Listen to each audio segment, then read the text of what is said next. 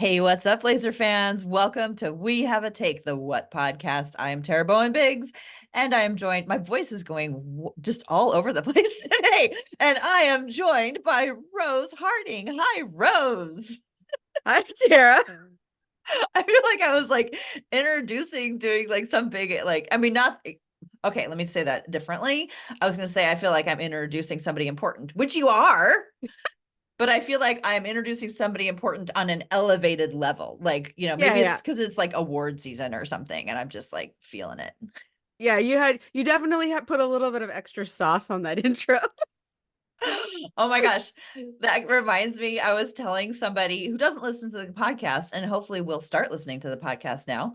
I was telling somebody about the Malcolm Brogdon's dad and what we learned about Malcolm Brogdon's dad and his YouTube show about being a personal injury judge, and how his tagline is, "Let's get into the sauce."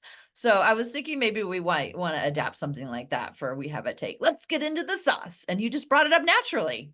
It's true.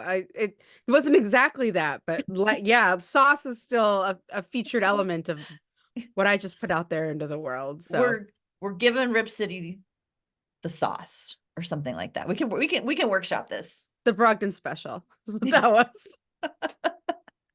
Anyway, What's how this? you doing? Uh, I'm doing well.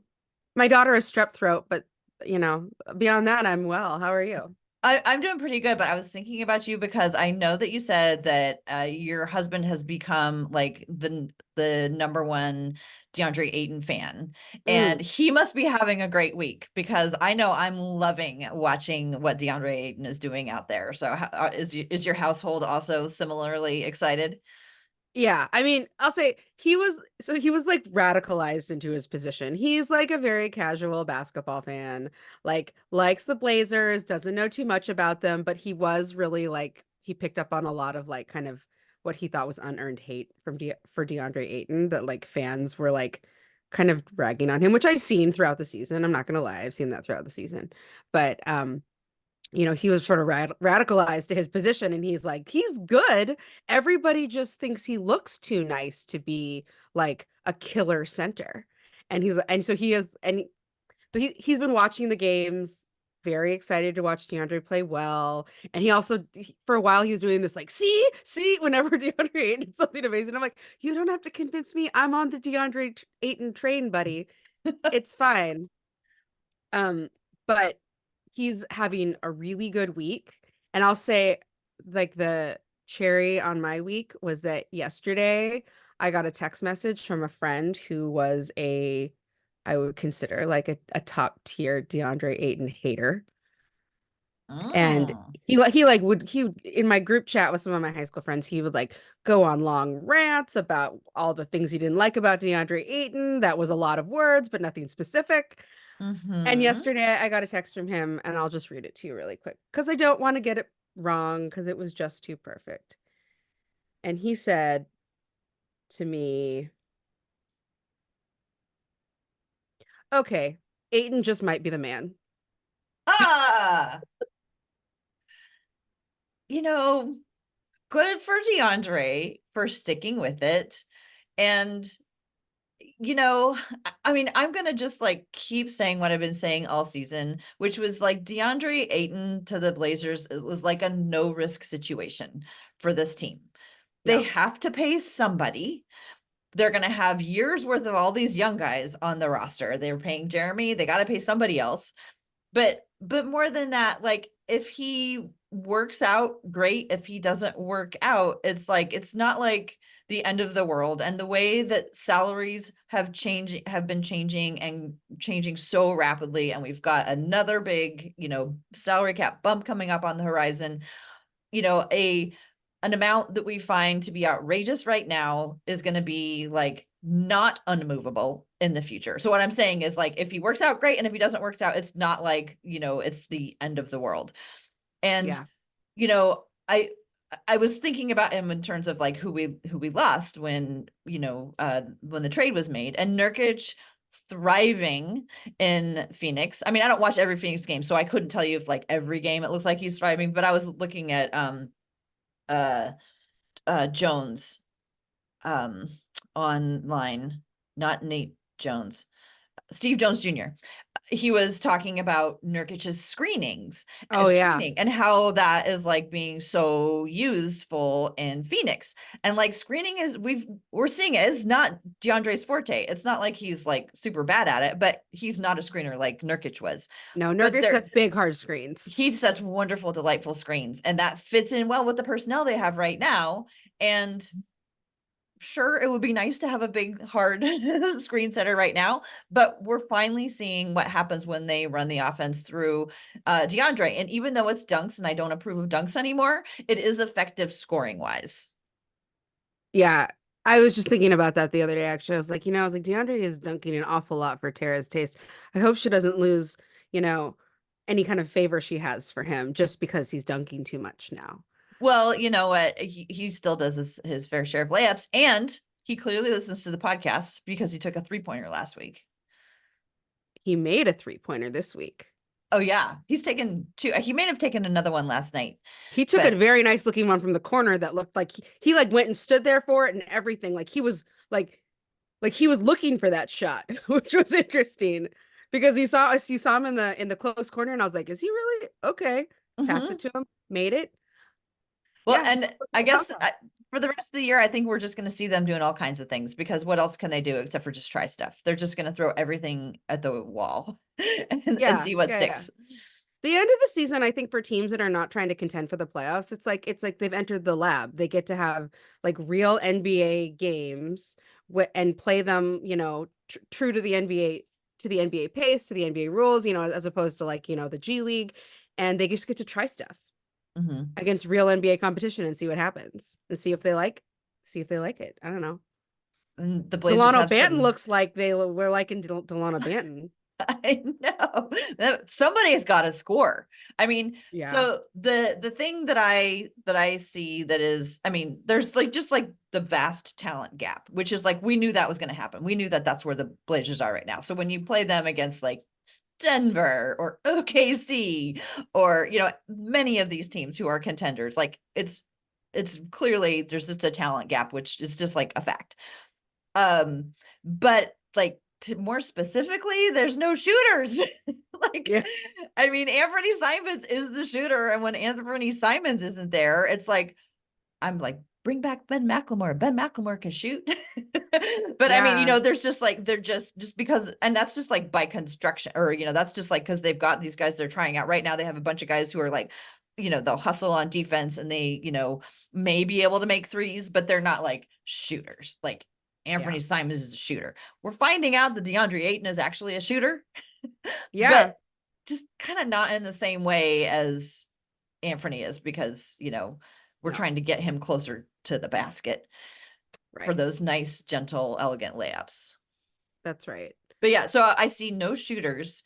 And then and I don't mean we're always so afraid. I'm always so afraid to sound mean. So this is not to sound mean, but just kind of lack of like leadership. Like, because we were compared to what we're used to, which is Damian Lillard. Like, I think if Malcolm Brogdon was playing, he could be like that on-court leader, but it's just really hard to see who's running not just the plays, but the show. You know what I mean? Like Anthony Simons can run plays. Scoot is learning how to run plays, but like who steps onto the court and like has that presence that visually it's not the same as what it looked like when Damian Lillard was there. Maybe if we pulled the locker room, they'd be like, oh, obviously Anthony Simons is our leader, but it's hard to see that when I'm watching the games. Yeah, I don't know if you saw this recently on the telecast, but they had mic'd up Anthony Simons recently, and they do a little montage of like what his little mic'd up stuff was like. And I gotta be honest, he's so not like, I don't want to say boring. Boring is not right, but like he's so like as you'd expect him to be. He wasn't acting he wasn't there off. No, and he wasn't really inspiring. He was giving good directions to other guys on the court and like, telling people like when to switch and like you know, like giving totally good, reasonable direction, but he wasn't out here like trying to inspire or fire up his team. He wasn't out here trying to like inject a lot of like culture on top of the mechanics of like executing basketball. And mostly it was just a lot of like, whoa, like go, go, go, stay, stay, stay. Like, I I don't know. the word inspire, I think, is really that's what I'm looking for. Who's inspiring guys on the court. And Lord knows we've been watching the bench to see who's inspiring people from the bench. Honestly, Malcolm Brogdon is the one who stands up. He and Roy Rogers are the ones that I watched the last game that I was attending, and they're the ones who like seemed mostly to react the most to what was going on the court. But like, yeah, that's just the situation they're in right now. Like, and it's not like I'm mad at any of the players about it. I'm certainly not going to complain, because what am I doing to inspire them? It's just kind of where they are right now, I guess. Yeah. Well, I was gonna say, like, a lot of the guys now are wearing very fancy outfits on the bench. Malcolm Brogdon is in his like weekend chill outfit, so he can jump up from that bench without any discomfort whatsoever. Doesn't have to worry about a hat falling off or his chain catching on his neighbor, nothing like that. Like Malcolm Brogdon is in like, comfy khakis and a hoodie and sensible shoes. He's ready. He's ready for that role. I hadn't thought about it that way, but that's a brilliant observation. I wanted to say one other thing about DeAndre Ayton that I thought was really interesting is so like I don't think of him as like a leader exactly. But I see him getting way more like excited and amped up and like more intense than we've seen him in earlier in the season, like celebrate, like I don't know if it's celebrating exactly, but like you can tell he's feeling it. And it's nice to see guys like feel that way. I remember Nurk feeling that way when he first got here. And not every like player comes into a new team and like can like feels that. But it was nice. I feel like this is like the first time that I noticed like Aiton really like kind of stepping into his own and really feeling himself on this team. And I don't know. That feels good. And it makes me think that like he might be a good piece going forward for us. And like you said, if he doesn't work out, he doesn't work out. But I think that he's looking more and more like, I mean, our team has problems, don't get me wrong, but he doesn't seem like he's one of them right now. And like that's a good place to be. I hope that he continues to do really well here. Yeah, I totally agree. I mean, when we learned about him, we learned that, the changes that he's had to go through in life, moving from the Bahamas to the US, and then, moving from the LA area to Arizona, like the changes and transitions were hard, Mhm. and he hasn't had to have too many of them. I mean, they were big, but like he was in Arizona for like a super long time. Yeah. And so, this was a big change to a different team that he'd been playing with the same team for a really long time. So he just kind of strikes me as a guy for whom transitions might be tough, or might take a while to fill in. And I like your observation about how he really does he's always seemed enthusiastic, but he seems like it looks like he's more comfortable. Mhm. And actually, I forgot that I was gonna tell you about this. That's the Blazer Focus podcast, which is the Oregonian one, and it's Aaron Fentress and somebody else. And I don't typically listen to it, but I did this last episode because he talked to DeAndre Ayton, and it was kind of like that whole like, are you you've been playing so well lately, are you responding to the haters? What's going on? And DeAndre talked about that he'd been through a lot in this transition, getting used to like which, family coming back and forth and taking care of them. He made a comment about how he didn't have a bed for a while, which is kind of odd. Like he was sleeping on air mattress, which Oh my God. you gotta wonder, like, could nobody like run out and get, I mean, I know he probably needs something like custom made, but like nobody could go find one. And Right. he didn't say how long it was or anything. He just on this podcast they played like the raw footage of the interview. So there wasn't a lot of digging into it. But like anyway, that's all to say that the transition seems like it was kind of hard for him. And understandable given like, the different transitions he had to go through in his life. But I was also going to tell you that it's worth listening to because he talks about the ice situation. Oh, he talked about the ice.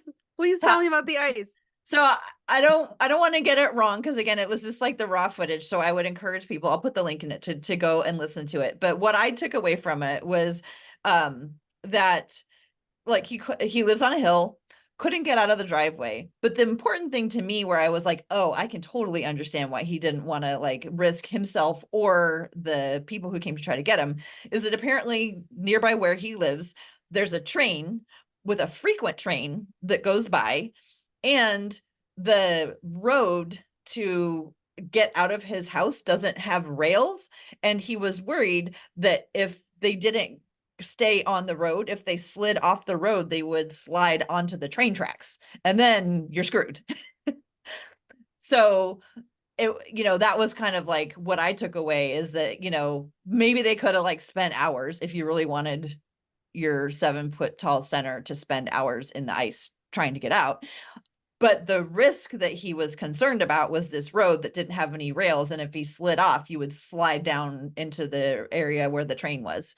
And it makes sense to me that you wouldn't want to be stuck on a train track. Yeah. It also makes sense to me that he's just not that like savvy at dealing with ice because he is from the Bahamas and then he went to San Diego and then he went to Arizona. And I bet you he's not faced very much ice in his day. Yeah, it was a funny retelling of it, and I highly recommend listening to it because it sheds a lot of light on it, and it makes me like, so our Keith from the Trailcasters has been workshopping hard. He's been trying hard to promote the nickname the Iceman for Deandre.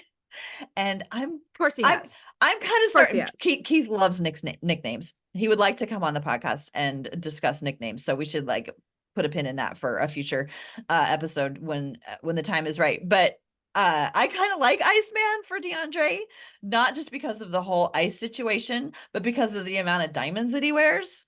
I mean, oh yeah, the ice, the chain, the diamond chain is like epic. he has multiple massively diamond encrusted chains. So Keith, if you're listening, I think I might be on board the Iceman. We should have Keith on. We'll talk about it. Yeah. We can litigate the Iceman and all of the other things in Keith's workshop. Yes. There's some others I'm not as big a fan of, but maybe get him to come out and defend them and we'll come over to his side. So anyway, that's your DominAyton discussion for the week.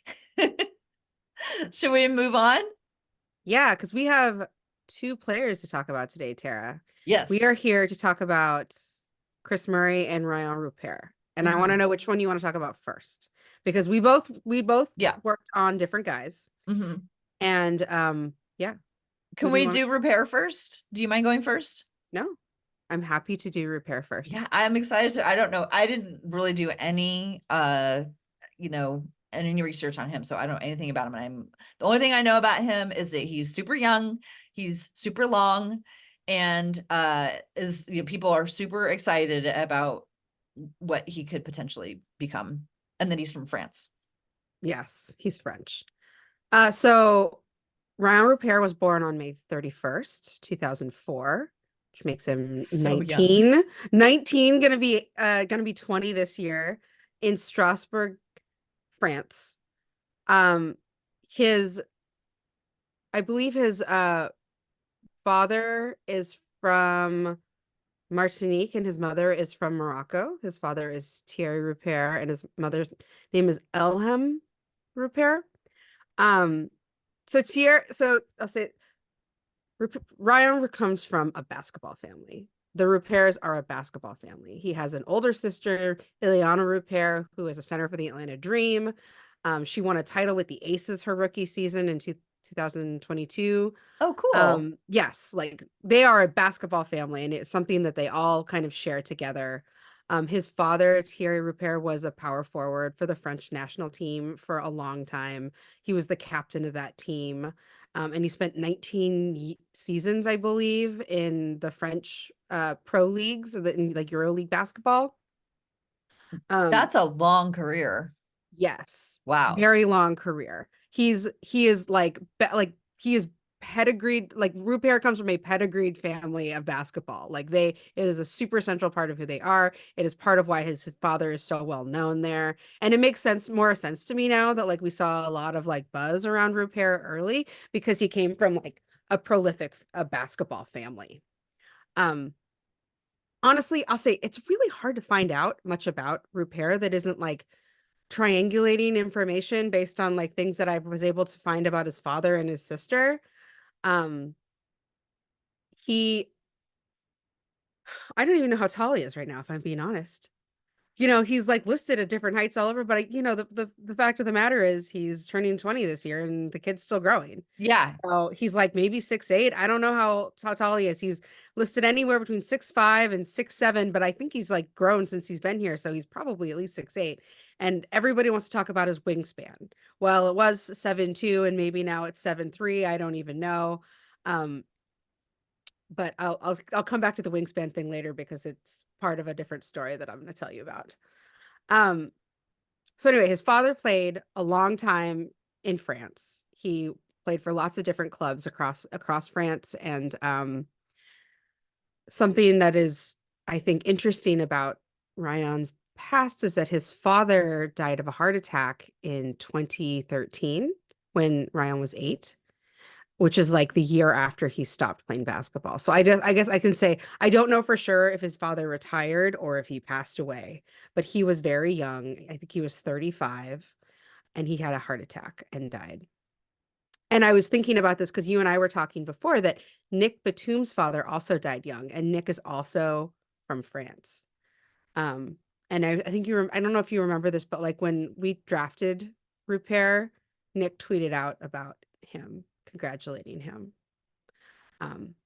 Just sidebar. I miss Nicholas Batum. I know. I would think that after Nic left, we spent a lot of time, a lot of years looking for another Nic Batum as like a team, and we never quite found one. Like, you know what I mean? Like we looked for another long wing that played really good two-way ball, and it's just like, we kept on trying to find them on a budget, and there's a lot of guys that we were trying to like fit into the Nic Batum role, and nobody ever fit it quite like Nic. Okay, so what else I can tell you about Rayan? Rayan graduated from the INSEP Academy in France, which is the National Institute of Sport Expertise and Performance. It's where like a lot of the top athletes I think come out of in France. Clint Capella went there prior to coming to the NBA. Like there's a couple of other NBA players that have gone through this program. I assume that I think that Rayan's sister also went there at some point. But again, it's kind of hard to know about their youth because it's like I think they moved around a lot because their dad didn't play for the same team for very many years in a row. And I don't even know where they went to high school, where they went to middle school, where they grew up. But the one thing that I can kind of extrapolate from all of this is that Le Mans is like a important place for them. That is the second to last stop of Thierry Rupert's pro career in France. And when you go back and look at the tweet that Nic Batum put out about Rayan when he was drafted, he tweeted, a 6'8", 19-year-old small forward, light skin from Le Mans, drafted by Rip City. I've seen that before. Great Oh, pick, Portland. Happy for Lil Bro Rayan. oh. Yes.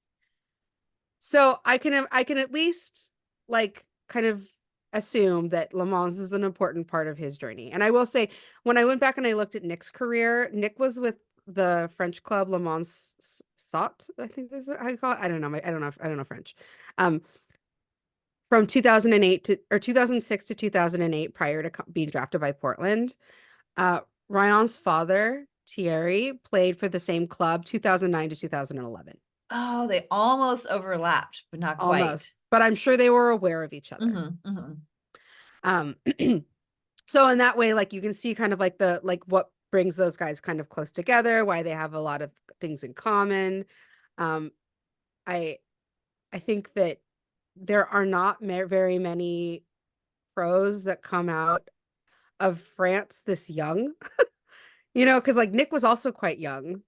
I guess we've had a couple. It's like they either come out really young or like, I don't know, they make their way through weird pipelines to get here. Mhm. But anyway, so they both have this like kind of like connection around this club, but Ryan would have been quite young. He would have been like 7 when his dad was at that club last. Um, So like just to get the timeline right, Thierry was kind of like late in his career when he yes. joined the team at right after Nicholas Batum, very young in his career, and now Nicholas Batum is very late in his career, and Rayan is Yes. early in his career. So sort of okay, I Yes. see that picture. Yeah, so the Le Mans, that club was the second to last club that Thierry played for. So he was like 32 or 33 when he got there. Um, and then Nic was like a baby. Mhm. And so I'm sure that they crossed paths, I would guess, at some point, because that is not like, it's not like the basketball community is huge or anything. And his dad was prolific because he had been the captain of the French national team.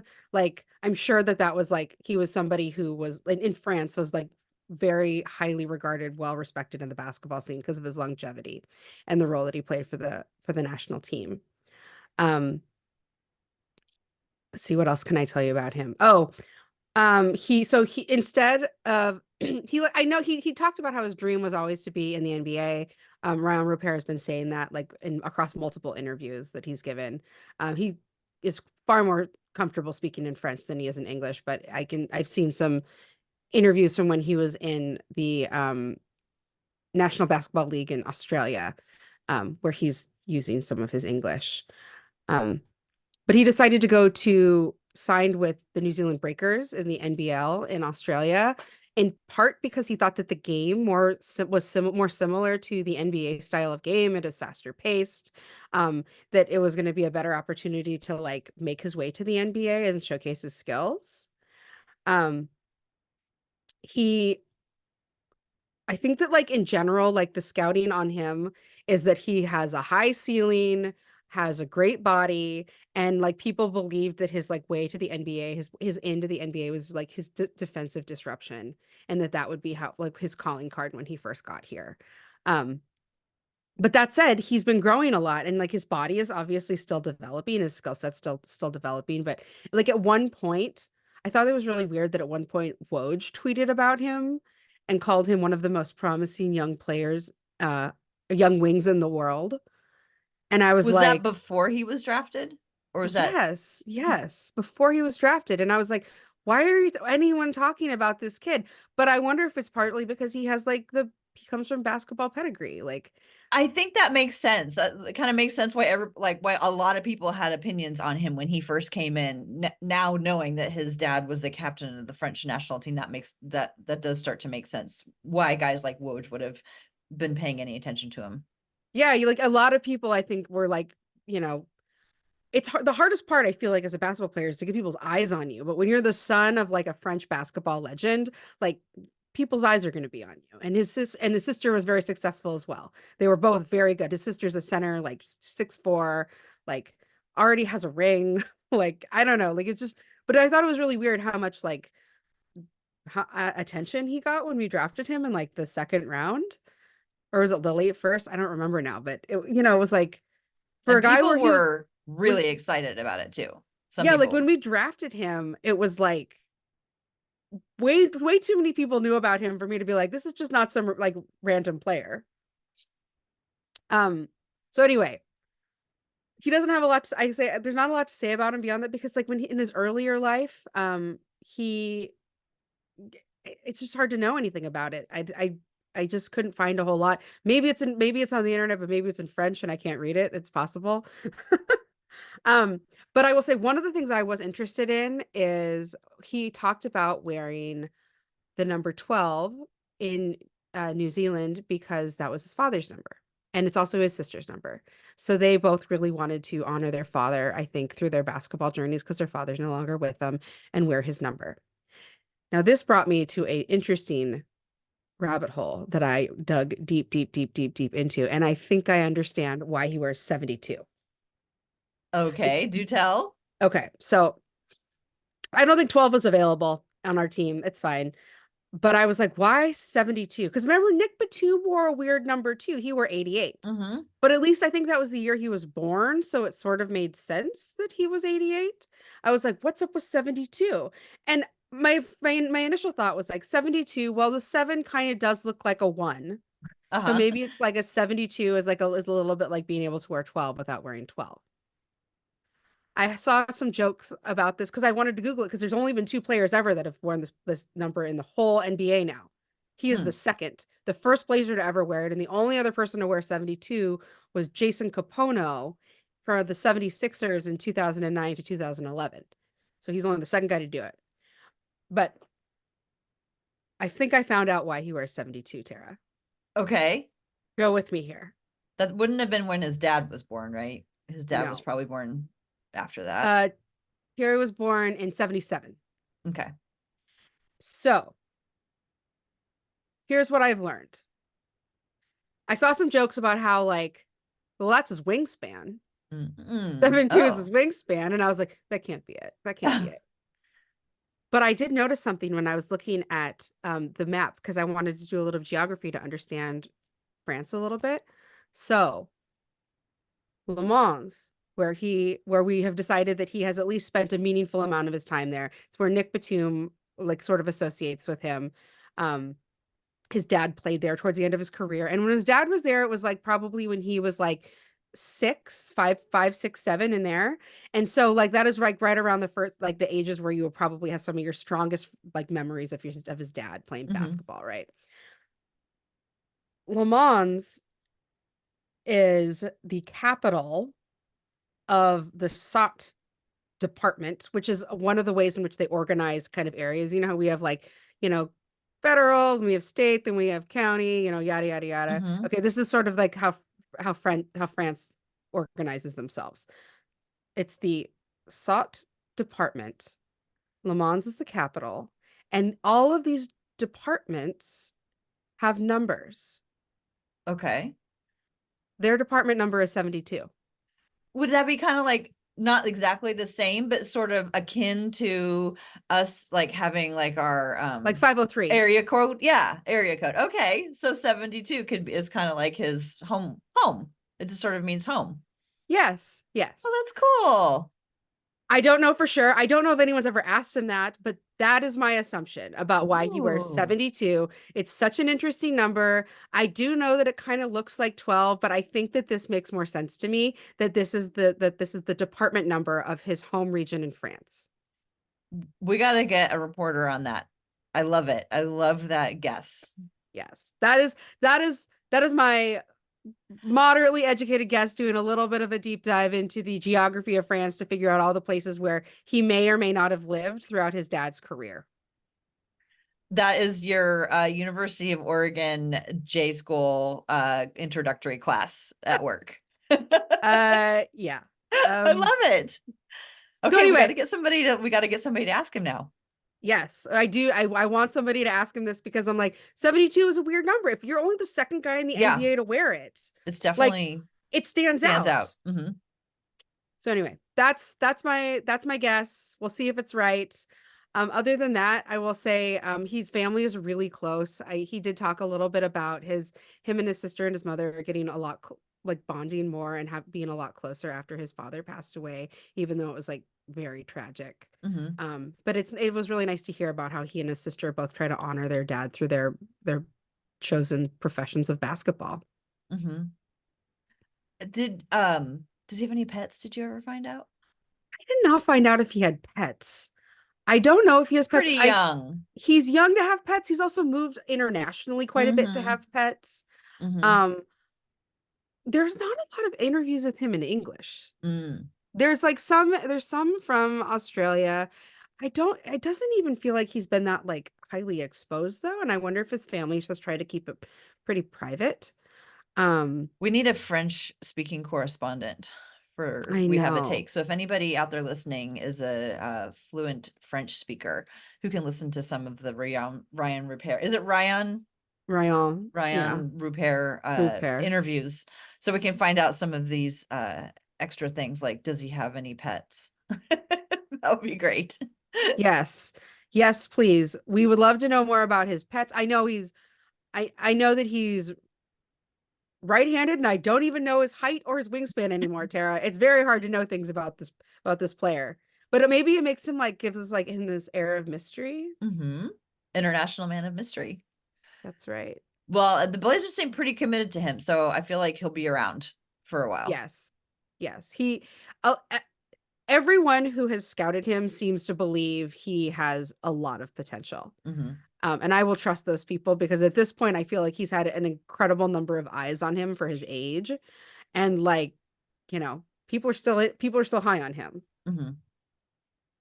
But who don't know? We don't even know how tall he's going to be when he's done. He's like, he looks like he's still growing. His arms still look like they're growing every game. Just He could longer end and up a longer. center. Who knows? Right. Just like his sister. Yeah. And we know his father was a power forward, and I forget how tall he was. 6'8". No. 6.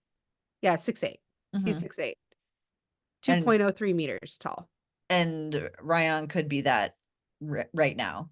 And Right. Kat, who attends a lot of G League games, um, she says that he looks like he's grown at least an inch, and that people have been talking about how he's probably grown at least an inch. And one of the interesting things about him is that, when with the kind of season that we're having, the Blazers are having, we sometimes are kind of casting about for things to talk about, things to blame, stories to unearth.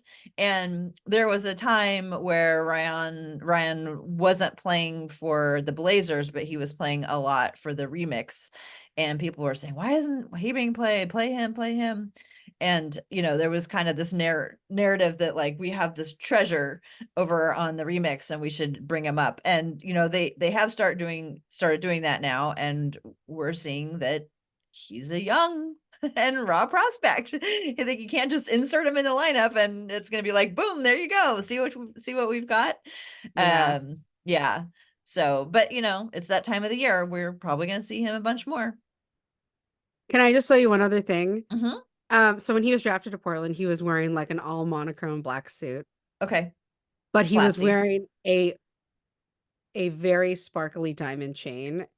But can I tell you my favorite part about it is it just says on it. I was like, because I couldn't tell at first from far away what the words were, but it was clear that it was a word, and I was like, oh, is it his name? What is it? And it was, what it says? What? Ambitious.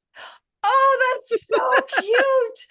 I love that so much. Ambitious, and it's like, and has like a little like line under it with a star, and it's like ambitious. I love that.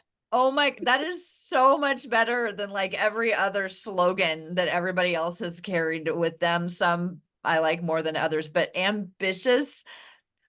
That is It's not so, grind related. I don't think it's supposed to be cute, but it's so cute. I think it's supposed to be like, I'm ambitious. I'm gonna, I'm ambitious, but it's more like I'm ambitious. I love that. That's Yeah, and so great. I pair that with the like comment that Chauncey made about him just like last week where he talked about how like nobody outworks Rupert. Okay, I am excited about that comment, but there's something that's like I never hear talked about. We're constantly hearing so and so first man in, last man out. So and so first man in, last man out. Who's not the first man in and last man out? You know what I mean? It's like everybody's always like, oh yeah, he's the first. Like that's like this. It's like, does that even mean anything anymore? Because everybody's always, that's how they got to the NBA, because they were the first man in, last man out. Like, who's not? I guess it was Evan Turner. You know what it is, Tara? What it means is they all show up to practice together and they all leave together. Yeah, Because that must be what it means. Because like Scoot's the first man in, last man out. Kris Murray's the first man in, last man out. Like, how many of them are there? But that's not to take away from his ambitious work ethic. Yes, he's ambitious. I love it. He's ambitious. So and I love that he was like one of the youngest guys in the draft. And it's just ambitious. Okay, you gotta send me the a picture of it because I want to see it, especially with the little star. Okay. Well, it's good. It's just, I'll say like his socials are pretty bare. Like there was very little to look at on his socials. I'm very happy that he has any presence At whatsoever. all. But you know, like maybe I'm just not on the right socials anymore. That's entirely possible because like now I'm 40 and now I don't know how to social like the young kids anymore because I don't have TikTok on my phone. Hmm. Maybe Well, he's on that's TikTok. awesome. I love it. I love Yes. it. Are you ready to turn to another forward? Yes, I am. Tell me about my left-handed brother, Kris Murray. I am delighted that I got to do Kris Murray. I actually volunteered to do Kris Murray because I've been sitting there trying to notice Kris Murray all year and just him like completely not like appearing before my eyes, even though he was there all the time. I just never noticed him. And so I was like, okay, let me do Kris Murray because I'm sure I will get fully on board with Kris Murray. And, I have to say that that has happened. I'm super excited about Kris Murray, so I am really looking Yes. forward to telling you about him. So, okay, Kris Murray is from Iowa. He was born in Cedar Rapids on August 19th. Cedar Rapids is in the eastern part of the state, and it's not too far from Illinois. I do not know the Midwest at all, so I definitely had to look at the map and do it. So he was, like I said, born August 19th in 2000 in Cedar Rapids. His parents are Kenyon and Michelle Murray. His dad, Kenyon, is big basketball guy. So not quite the same way, but similarly to Rayan, Kris Murray comes from a basketball family. His father grew up in Michigan and was Michigan's Mr. Basketball in 1992. And his mother actually was a four sport athlete in high school, and she actually played some golf in college. um Kenyon was a 4-year starter for the University of Iowa. Big big well-known presence on their men's basketball team, and stayed in the area after he graduated.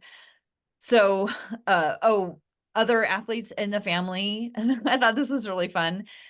His great grandmother on his mom's side played basketball and was on the team that was the first parochial school to make it to the state tournament in Iowa in 1946.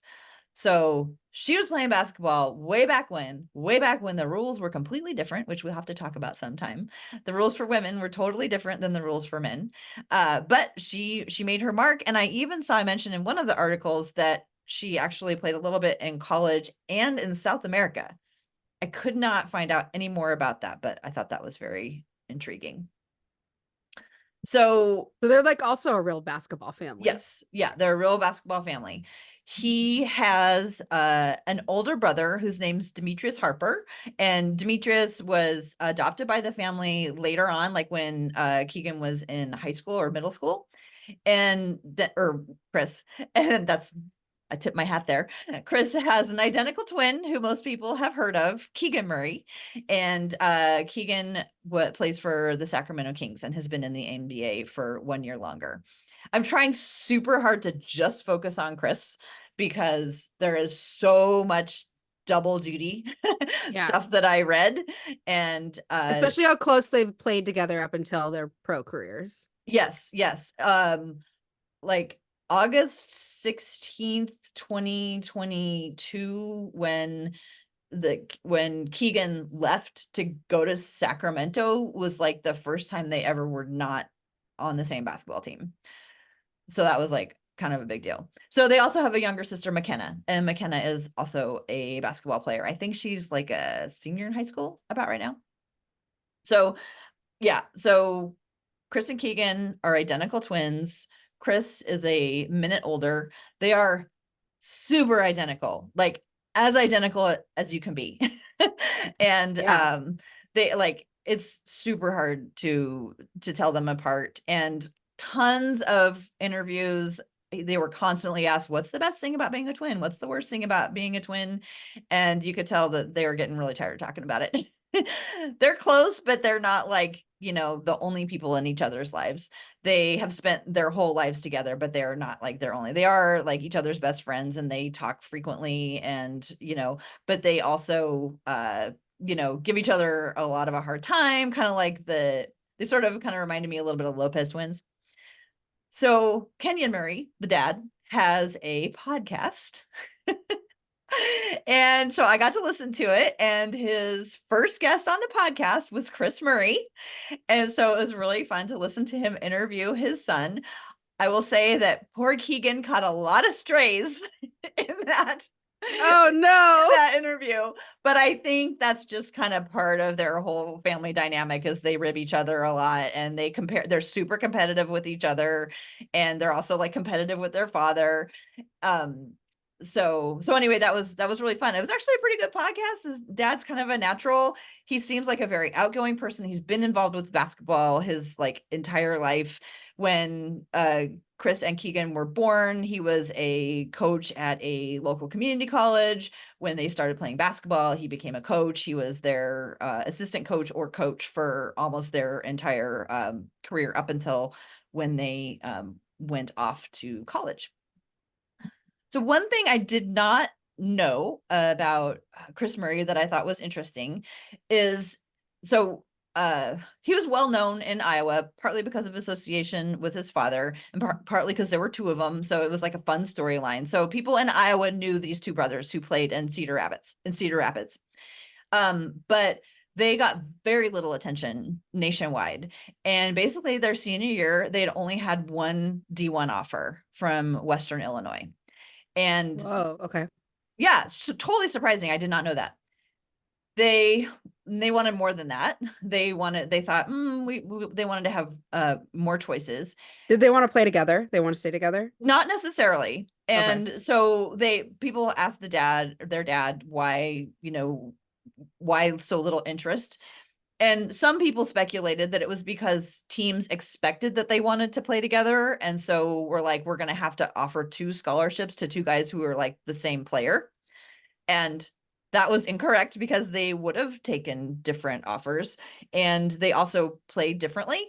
They have a very different play style, but hard from the outside to see when they look identical on the court. And it's funny because when you hear them talk in interviews, especially Kris, he's like, I don't know why people like, I get called Keegan all the time. And it's like, well, dude, he's like, I play left-handed and Keegan plays, shoots right-handed. Like, okay, but I'm in downtown Des Moines and I see you. I don't know what hand you're shooting with. So I might call you the wrong name, but I can understand if it's happened your entire life, how it could be annoying. So they didn't necessarily want to play together, and they weren't the same type of player, but probably kind of the biggest contributor is they were pretty undersized until their senior year, and they both shot up, and they grew like 6.5 inches over the summer between junior year and senior year. And so they were like these super tall, super scrawny, skinny guys their senior year. And so a lot of people were also maybe concerned just about their if they were like going to be able to be big enough to go in there and handle all that D1 competition. Yeah. Gosh, 6 inches in a year? Yeah. That's Yeah. so many inches. I know. I've read that so many times about these guys. I can't even imagine like how painful that must have been. Yeah. I've never grown like multiple inches in a year, I don't think, my whole life, but I'm Yeah. only 5'3". And I don't know what it's like with tall girls, because I don't know any tall girls, but I have 2 of my boys are like 6 feet tall. And I do remember when they were going through their growth spurts, it was painful. And they weren't going through like, just like, oh my God, I can't believe how giant you are. It's like they were just going through like normal paced. But I know people who go through growth spurts where they grow like that, and it's just so painful because your bones are like knitting themselves together and making themselves bigger. So Yeah. anyway, they were really tall. They had just come into these bodies, and so they looked kind of skinny and awkward. So maybe that was a part of it. But fact of the matter was, very little interest from D1 schools, and that's where they really wanted to do is play D1. And so their father convinced them to go take a year at an academy in Florida called the DME Academy. It's located at Daytona Beach. And it was funny because they talked about it on the podcast. There was another podcast where he had both sons on, but I was listening to it and I couldn't tell who was talking. So I was like, this is not helping me figure out, because they sound all like as well.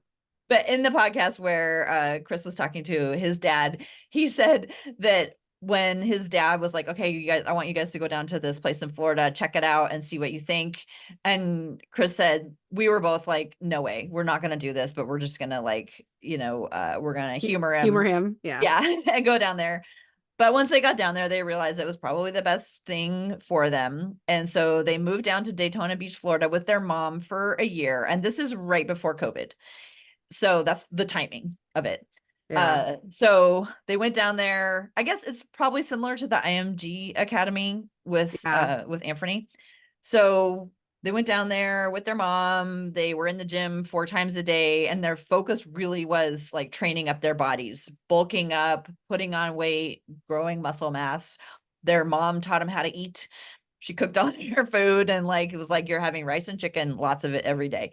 And so he says he doesn't That's what want to see. everyone eats, man. Rice and Yeah. chicken. Rice and Yeah. chicken and like sometimes vegetables. Yeah, exactly. So they spent a year there. So that helped a lot.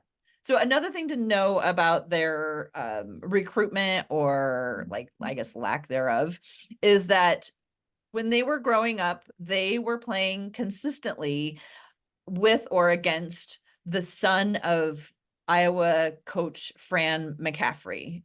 His Oh, son the was the coach's same son. age. Yeah. Okay. And so he'd had his eye on them for a long time. Like he would totally knew who they were. Yeah. And, And could maybe even tell them apart. yeah, maybe, I don't know. So after they spent this year and bulked up, got stronger, looked like they were ready for D1, then he offered them scholarships, and he offered it to both of them. So that's how they ended up going to Iowa. And his dad, will say, and this is probably what most parents would say, oh, I didn't push him into it. It was all them. And he was like, I didn't even know. Kris said it was his dream. I didn't even know. So I don't know. Okay. Sure, Dad. Yeah, exactly. But anyway, it was they were very happy about it. They go to Iowa. The first year, Kris basically hardly plays at all. He only played a total of 42 minutes in the whole season. Remember, he's a power forward. He's just bulked up. Luka Garza was on the team that year, and he had to guard him a lot, like in practice. So hardly played at all his freshman year. Sophomore year, both twins played a lot. Keegan played a lot more their freshman year. Sophomore year, Keegan kind of rises up as the star of the team. He's a starter. He averages like 23.5 points. And at that point, Kris is coming off the bench, but he's like the glue guy off the bench, and people really appreciate his role. Keegan is a scorer. That's his main thing, scoring. Kris has a multi-dimensional game compared to that. He does some facilitating. He can get his own shot. He can get somebody else's shot. He plays defense. So as that 6th man off the bench, he was really important to that team. Another thing that was really funny on the podcast is that they joked with their dad that Keegan averaged more than their dad's highest score. And and his sophomore year, Kris like blew way past his dad's highest score ever. So they were basically like, Dad, you're like the 3rd best Murray at Iowa. So it's kind of like indicative of just how they sort of like are constantly ribbing each other. Yeah. So at the end of their sophomore season, Keegan has a great year, and he declares for the draft. Kris also declares for the draft, but he does it in that way where you can still hold on to your eligibility. So I think it means he didn't hire an agent. Like he was like, I'm declaring, but I'm going to think about it. Right. So that he can still withdraw and go back and return back to college. Yeah, I feel like guys do that so they can get graded and figure out where they're Yeah. likely to go in the draft, and then go back home if it's not good. Yeah, so they can get feedback. So, and he even got an invite to the combine, but decided not to attend the combine. So Keegan went off on that draft journey all by himself. Kris got invited to go to the Formula Zero camp. And we know that is Damian Lillard's camp. So okay, let me go back to 2022 is the year Keegan gets drafted. The whole family goes to New York for the draft party. Keegan is taken number 4, super exciting. And everybody's happy for him. And then Kris gets to go to the Formula Zero camp. Mhm. And so that's when he kind of becomes known to Portland Mhm. and the team. Because the Formula Zero camp is Dame's camp, It's and Dame's camp. he A held it lot in of Portland. He held it in Portland. Blazer staff participated and Blazer players participated. So comes back his junior year as the leader of the team. He'd made enough of an impression as that 6-man off the bench as a sophomore that he was kind of in line and in the discussion for multiple awards for that season. I don't know that he ended up getting them. It was like the Wooden Award and, you know, the big awards like that. I don't think he got them, but he'd made enough of an impression to be in the discussion. Mhm. And so he's excited about that because it's the first time he's ever played without his brother. So I guess, yeah, so it's the first time he's played without his brother. And he kind of makes a name for himself. People finally get to see that his skill set is different. He's a different player from Keegan. Mhm. And so at the end of that year, then he is ready to declare for the draft. And as we all know, he gets taken by the Trailblazers at number 23. I don't know if you remember, but Sacramento had 24. So there was a lot of discussion Yeah. in Sacramento about, oh, maybe we'll get both of the Murray brothers, but that did not happen. The other interesting thing about draft night is that Kris went ahead and stayed in Iowa for it. They had a draft party in Iowa City. All the family was able to be there because they'd all already been to New York. And so he wanted to stay and just have it locally. That kind of makes it sound like maybe Keegan is the more outgoing one and Kris is kind of the quiet one, but that's not kind of their personalities. Kris is actually the one who's like way more comfortable, you know, appears to be way more comfortable talking, chatting. You know, he talked a lot about how, you know, Keegan's very introverted and he's like, Keegan doesn't even hang out with me when we're at our own apartment. So, but anyway, I watched the video of him on draft night being interviewed and it was super cute because he was clearly very excited. His dad, like at the end of it, you know, like has tears in his eyes. His dad's so excited. You know, I mean, you're the father of 2 NBA players. Of course you're going to be excited. One interesting thing about the interviews that he was getting on draft night that was like, oh, this is awkward, is everybody was asking him questions about Damian Lillard and playing with Damian Mm. Lillard because they're like, oh, you know Damian Lillard and now you're going to go play with Damian Lillard. And that was Right. just kind of hard to watch as a Blazer Yeah.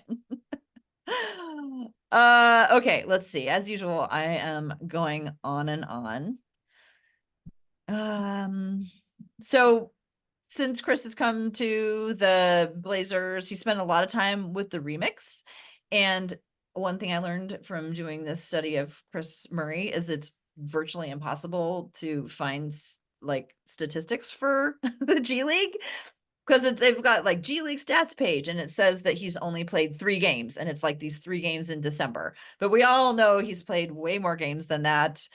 And I was like looking for filters because remember we learned that like there's this part of the season and there's that part of the season and but I Yeah. couldn't find them out. And apparently it's just like a thing. It's just hard to find I stats. gave up trying to find repair stats for G. It's weird that he's like so like some of these guys are like very like exposed, but also like it's hard to look up certain aspects of them. Mm-hmm. And G League is one of them. Yeah, it's kind of strange. I was shocked to learn that he's played in 46 games with the Blazers. It's like, really? He's played in them or like he's suited up for them. Well, when you look at where like on the Hold on, I'll look on B-ball reference yeah, right now. on Basketball Reference, it's you know, it's games played 46. So that's a good question. I always assumed it meant like he got some minutes. Um, but anyway, I was super excited to learn more about Kris Murray. And he's kind of like really different from Rayan in that he's one of those players that like he really had to prove to people that he was even worthy of a D1 scholarship, much less going into the NBA. And I just Yeah. thought that was an interesting part. I have a few more little tidbits about him. So he's named after a guy named Chris Street. Chris Street was his father's teammate at Iowa. He was a beloved player, Chris was.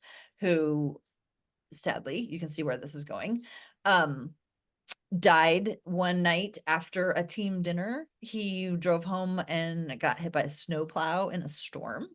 Oh my So God. Chris Street died, and Keegan Murray said that if he ever had a son, he was going to name him after Chris Street. So when he found out his wife was pregnant with twins, he called up the mother. He remained close with the family because they were really good friends. Called Mhm. up the family and said, is it okay if I name my son Chris? And in my family, all our names begin with a K. So we'll be okay with you if he's named after Chris, but we name him with a K. And his parents were like, that's awesome. That's amazing. We would love it if you would honor our son in that way. So he's named after Chris Street.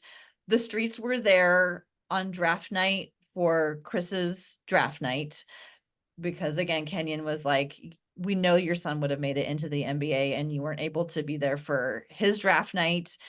This is, we wanted you to be here for our Chris's. And so they went to there, which was like super touching and just gives me goosebumps to think about that. And then just to give you an idea of like how well known and loved Chris Street was, a few years ago, there was a player for Iowa who had made 34 straight free throws, and 34 straight, you may remember this, 34 straight free throws was the record that was held by Chris Street. So this player intentionally missed his 35th. Like he short-armed it because he said that should be Chris's record, and it was not mine to beat. Chris Street's Oh, parents were like, next time, go ahead and make that 35. Like Chris would have wanted you to do that. But it was just kind of a sign of respect for this guy. So yeah. Kris Murray grew up knowing all about Chris Street and who Chris Street was and who he was to his dad and knowing the family. So I thought that was an interesting story about him. That is. Last things, he likes nature. He likes to travel. When he goes to different cities, he likes to explore the cities. He likes fishing. He loves golf. If he's not playing, you will frequently see him on golf YouTube, searching for tips and stories. He loves golf YouTube. He's very deliberate about making sure that he has plenty of hobbies, because he says he doesn't want to burn out on basketball. And that's always been something that he has been mindful of always having other things that he does. On draft night, when Keegan was drafted, they actually showed Chris's picture. No, really? Chris was the For first one to Keegan? notice, and the family was like, yep, that's Chris. And so Chris likes to say that they just chose the picture of the most handsome Murray to put up that night. That's really funny. I Yeah. did see pictures of Keegan Murray being drafted when like Chris was there. I'm Hmm. like, oh, well, you know how like when they draft you, they like take like, like portraits of you there. And Hmm. like, and then they do them with like just the player and then their family, and like Chris is there and Chris's girlfriend is there, and Hmm. they're all like wearing the hats for Yeah. the Kings. Yeah. Yeah. So he has a girlfriend named Sophie who he's been together with for a really long time. And together, he and Sophie are dog parents. They have two red golden retrievers. Hmm. The first one that they adopted is named Indy, and she's named after either Indianapolis or Indiana. I can't remember. They got him around a time where they won like a super important game, either in Indianapolis or Indiana. So that's who Indy is named after. And I love this. Their second dog, who they just got recently, is named Rosie, and she's named for the Rose City where he now lives and makes his home. That's cute. I've seen the dogs. Yeah. I've seen the dogs. They're very cute. And also I'll say golden retriever enthusiast over here. Hmm. Because that's what I have. But Hmm. thrilled to have another golden parent in the neighborhood. Hmm. Um Also I like that they have two, because they like golden retrievers, they just love. They have so much love that they need more things and people to love, and now they can love each other too, because Hmm. he's probably traveling quite a bit, but Yeah, I will. When he was being interviewed by his dad went on a great length about how much they love Sophie. they've been together, I guess, for quite a long time. This is like his And college girlfriend, right? yeah, Yeah. possibly even high school. I think they may have even been from like, because when they were talking, like they'd been together for like 4 years, and I think it was when Kris was still like a sophomore in college. Oh man.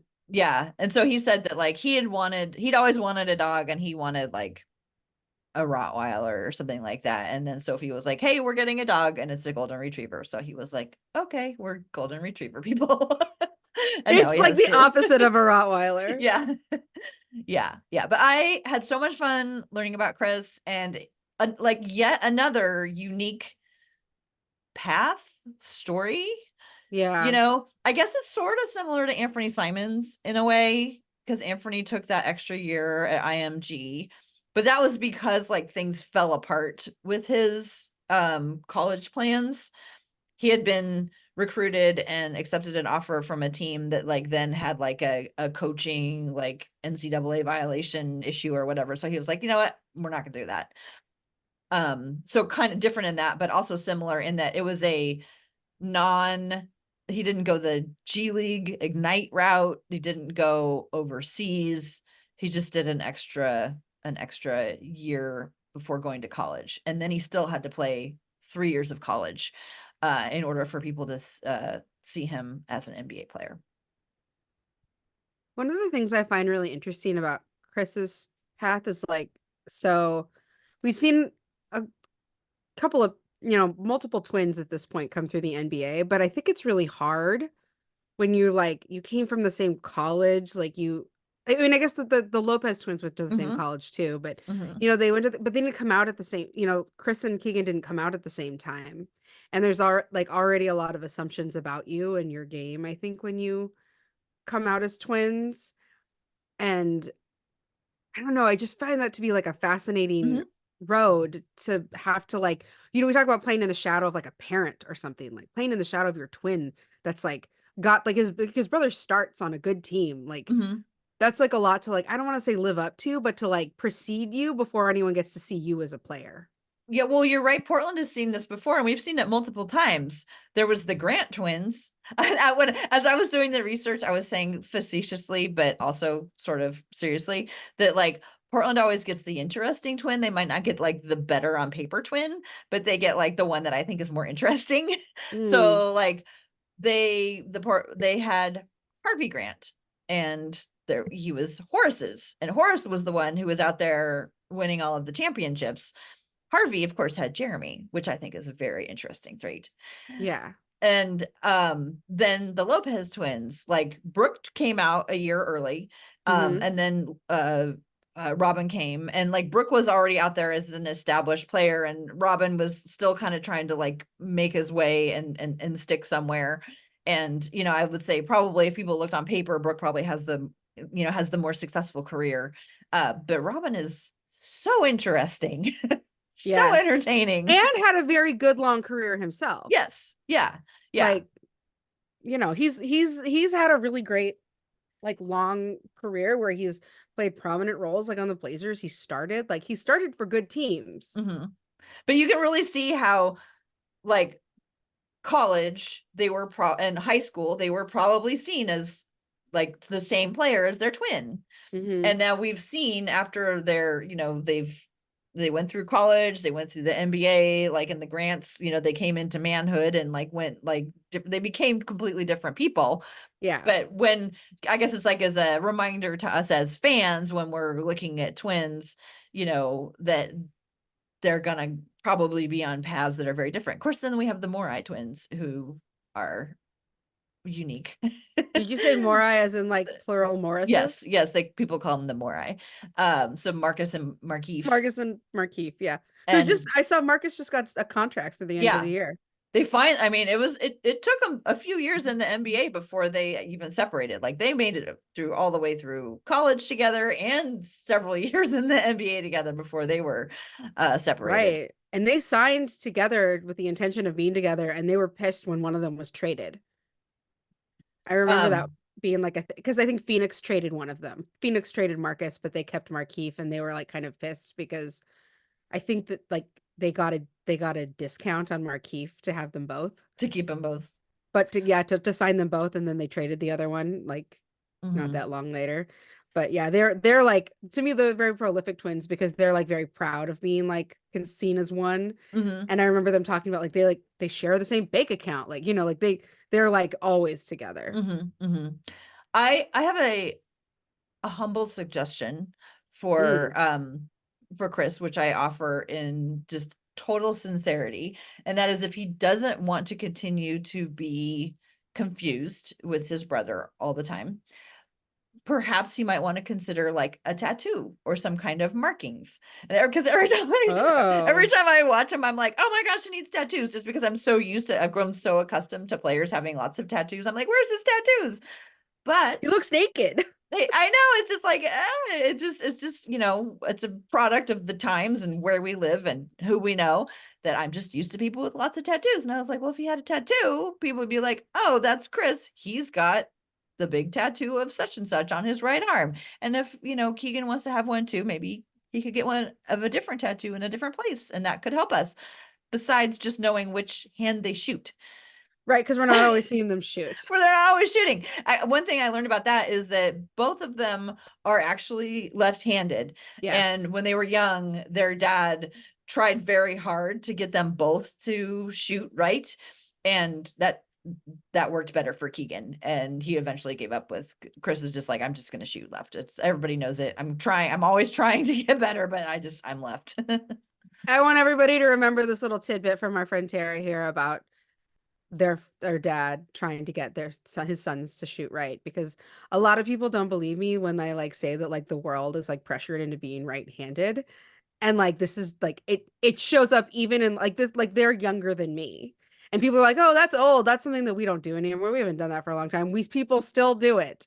And there's a lot of lefties out there who are either closet lefties or lefties that were converted to being right-handers that were like natural lefties. But um I mean, it really gives an advantage to a player to be able to play both sides, to be able yeah. to shoot both, for Well, sure. and I'll just say this, I think it's my bias, I'll Mhm. say, is that as a left-handed person who pays attention to handedness like all the time, lefties are far better ambidextrous, like Yeah, in because you terms have just to be, right, because you because have the to be, world because is made for right-handed people. right, and right-handed people never have like, unless they like have like a reason to try to use their left hand. Like the only other good, like the right-handed people that I've met that are like really good ambidextrous users of both hands are people who like had a devastating injury to their right at some point in their life and had to learn how to do things left-handed, or like not do it at all. Like kids who broke their right arm and were right-handed when they were growing up and were in a cast for a long time and had to learn to do things with their left hand. Those people tend to have some ambidextrous, or if they kept up with it, they have some like, ambidextrous tendencies. But like lefties are very, I think, are tend to be quite ambidextrous in terms of like what you do, because sometimes you get someplace and you need to use a tool and you literally have no other choice but a right-handed tool or nothing. Mhm. Like me showing up to first grade and needing a pair of scissors. So I use right-handed scissors because nobody got me left-handed scissors till like third grade, and I was like, well, I already learned to cut, so um but yeah, I'm so amazed at how many people are pushed into being righties when they might have otherwise been lefties. Because I know that you always see that stat like, oh, 10% of the world is left-handed. I'm like, but how many of them would have been? Mhm. How many of them would have been left-handed if we didn't make them be right-handed in some way? Or how many of them report that they're right-handed because they use their right hand for some things, but maybe with their other hand, like they use their left for other stuff. Anyway, shout out to Kris. I'm glad we got the left-handed twin, the interesting twin, the one with a golden In retriever my named limited Rosie. opinion. I'm sure Keegan is awesome as well. Yeah, I'm sure too. You know what I was thinking? Maybe instead of a tattoo, because a tattoo is like a big commitment, maybe Kris needs to just get like a different haircut, a different hairstyle. Well, they do sometimes have different hairstyles. Like, it's kind of their, whether or not they have like a chin beard, but then they switched. No, no, no. I mean like on his head, on the Yeah. top, not like on his face. So the last game, it was really funny. Kat and I were watching, and we were like, everybody looks like they haven't been to the barber for a while. Like everybody's hair was like kind of like getting bushy, and I was like, what's going on? Are they like, we're not gonna cut our hair until we win again or something like that? Maybe Like, they were what's just on going too many on? road trips, or like too, like everything was too close Well, this was together. during their like homestand. We were Oh, like, what's going on with Anthony's hair? And then we were like, Chris's hair is a little shaggy. And then we were just like, what's going on with all these guys? So I don't know. Or maybe like the team barber just went out of town for a week or something. Could have been that too. Anthony's been wearing his hair like slightly smaller than he used to wear it. He used to wear it bigger and wilder Hmm. in earlier seasons than he Hmm. has this year. Hmm. But yeah, I will say Kris and Keegan look so much alike. They look And so much alike. I don't want to say their game looks exactly the same because it's not, but like I'll say this, when I watch them move on the court, like they're not dissimilar enough.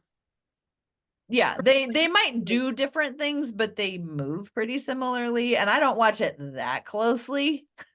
I'm looking at guys' hair, right? So I'm not watching it like, like a scout. So maybe if we were scouts, we would be able to see the difference more.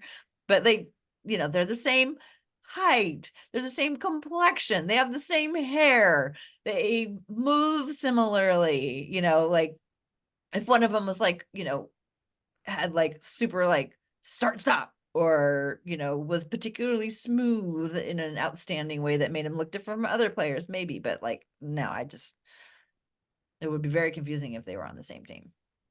Yeah. Kris and Keegan, I don't know if this is true like across the board, but like sometimes I watch the Kings because the Kings are a fun team to watch. Um, they have similar cut styles when they cut. And I just like, I wonder if they would have been very different players had they gone to different colleges, if their Mhm. games would have looked a little bit more different. I Well, don't know. I They mean, were when they used were differently. yeah, they were in college, they were different because well, Kris was sitting on the bench for a lot of it, but also Kris was like the person who was like, I listened to some like pre-draft podcast where people were talking about Kris, and he facilitated more. Like he was Yeah. frequently passing it to Keegan. Like that was how it was like, you pass it to Keegan, then Keegan shoots because he's a better shooter.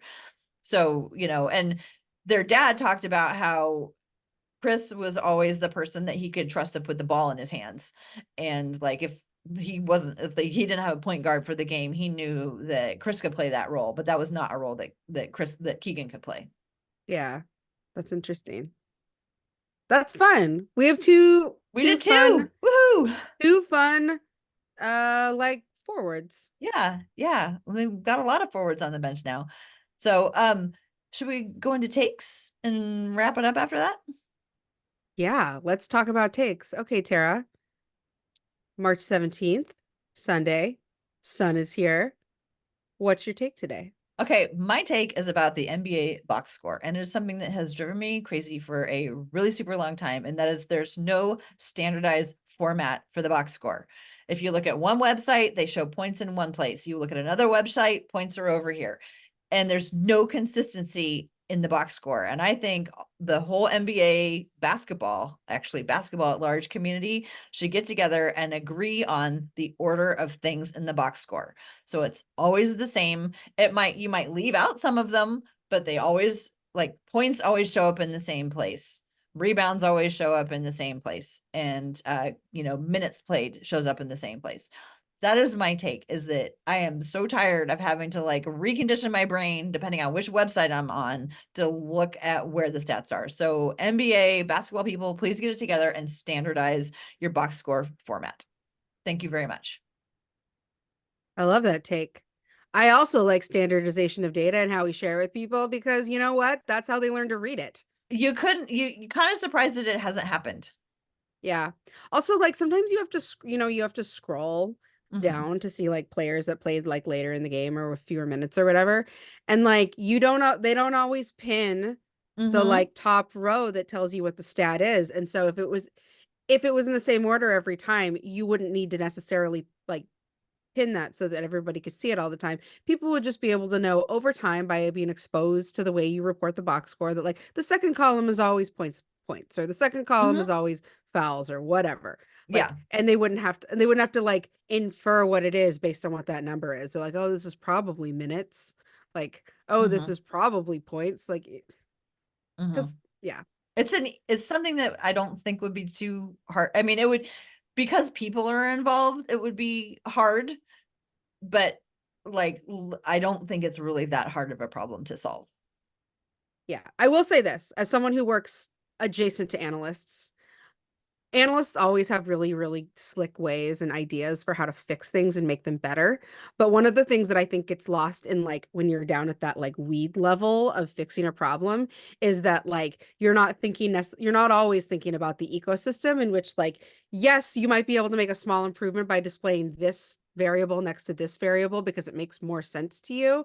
But think about how that flies in the face of the standards that are already sort of in practice across like whatever area that you're working in. And anytime somebody has to think outside those standards, it makes it harder for them to read whether it makes more sense or not if you like really engage with the information there. So like, yes, you can make improvements from table to table to table, but really consistency across all the tables helps people like see your data better, engage with it better, learn more from it better. So yeah, I'm all in on standardizing the box score, Tara. I You thought know as a me. data person, you would appreciate that. Okay, What's here's my yours? take. My take is completely in a different realm than that because I don't like talking about data really. um, okay, so my take is this. The NBA at any given time always kind of has a sweetheart, like the NBA sweetheart, the one that everybody likes, like not just because they're good, but because like their personality is as such that it's very endearing to like NBA fans. And for a long time, I thought that like Giannis was the NBA sweetheart. I mean, not I'd agree always. with that. Yeah, Giannis was like the NBA sweetheart. He always say these funny things. He was like out there with his dad jokes for a while, like trying to like play into it a little bit. Well, I am here to tell you that I do not think that the NBA sweetheart anymore is Giannis Antetokounmpo. They, tr Okay. I think that he hasn't been for like probably this year. Um, I think that they thought they might try to turn Jokic into the NBA sweetheart, but Jokic was not He interested was in that not role going to cooperate with whatsoever. that. So I am thrilled to report to you that I believe that the new NBA sweetheart in 2024 is Josh Hart. Oh, interesting. Here is why Ah, I think it's Josh Hart. Josh Hart has always had huge NBA sweetheart potential. Like he's really funny on social, he's really relatable, he clowns on himself. He had that whole thing where he was high-fiving himself whenever anybody left him hanging for like years and years and years. But he was never on a team that gave him enough exposure for everybody to appreciate all of the things that Josh did to be the NBA sweetheart. And now that he is a Knick and the Knicks are good, he is suddenly the NBA sweetheart. He loves to clown on himself. He loves to clown on Jalen Brunson, who's like one of his best friends, who's like the star of his team, and that puts him in like perfect position to be the NBA sweetheart, who like makes this team that like one is very good now, really likable, and also down to earth. And they also kind of get to showcase their like best friend squad that they have over there through Josh Hart's comedy.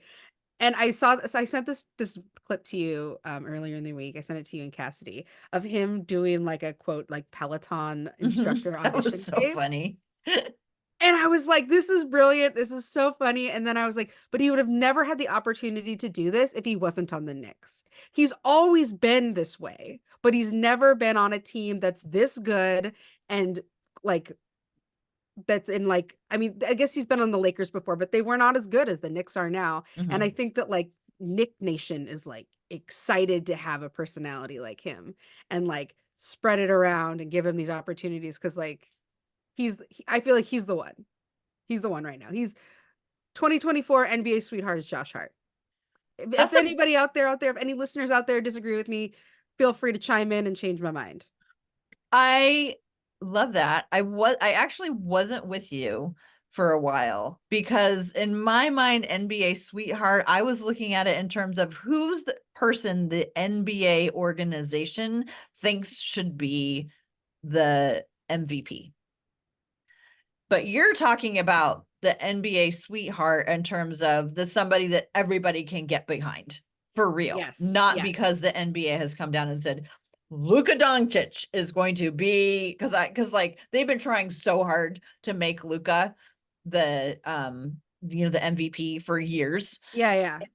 not working. So that's what I thought you meant. But when it's just like, who have the fans inadvertently all picked up on? That's a Yes. great one. Yeah. Josh Hart for sure. I love it. And I think that the NBA tries to pick their own sweethearts too, to try to figure out, like, try to nudge the fans to be Mhm. like really like Yeah. Who they're going to into. cover, who they're going to market, and how. Yes. And I think that they tried really hard to make it Jokic. Like if the NBA had their choice, the NBA sweetheart would be Jokic because they put him in those hotel commercials with the horse and everything. And they tried to make him that, but he's not going to be that on his own time.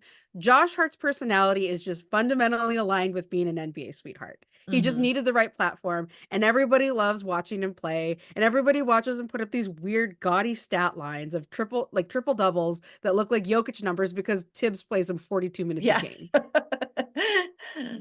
Yeah, Like, totally. I love it. I love that. so anyway, that's my take. Josh Hart is 2024's NBA sweetheart, despite the NBA's best efforts to get us on board with Jokic as the NBA sweetheart. But Jokic is just, you can do that to him in commercials, but on his own time, he's just going to be like, whatever. I wonder I'm if they're clocking gonna try out. to I wonder if they're gonna try to do it with Wembanyama next. Because you can't do it with Doncic because he doesn't have the well, neither did Jokic have the personality. You got to have somebody who Yeah. has the personality, and Yes. maybe Wembanyama has that kind of a personality. We'll see who they choose next, but I like your selection better. That sounds great. Well, this has been really fun, Rose. We learned about Rayan Rupert and about Kris Murray. I think we both had solid takes today. I'm impressed with our takes. Everybody who's listening, thank you so much for listening. As always, we just appreciate so much that anybody wants to sit around and listen to what we have to say. If you want to find us, ask us any questions, suggest things that we should talk about, you can find us on Twitter at We Have a Take. You can find me on Twitter at TCB Biggs, and you can find Rose on Twitter at Rose L Harding. Thank you everyone for listening as always, and go Blazers.